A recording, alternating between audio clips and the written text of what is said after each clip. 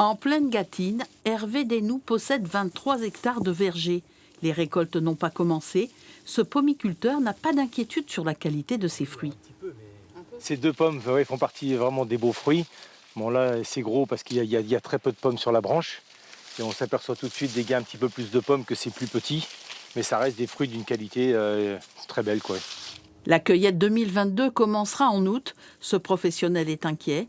Il espère une baisse des importations de fruits toujours plus importante. Elle provoque selon lui un engorgement sur le marché.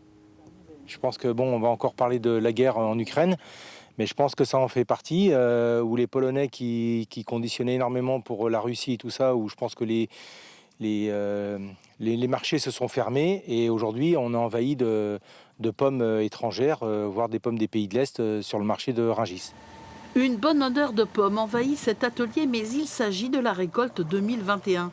5 tonnes ont été sorties des frigos.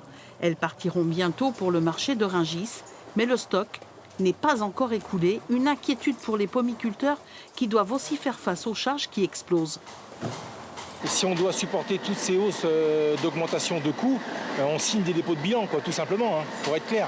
J'ai encore quand même un bel espoir sur notre production française et je pense que les gens sont attachés à la production locale et je pense qu'ils nous défendront. Il faudra communiquer en expliquant que ça coûte plus cher, mais qu'on n'en est pour rien. La production de pommes de Hervé Desnoux devrait diminuer de 15% cette année, mais si la demande reste faible, une partie de la récolte pourrait finir en jus de fruits.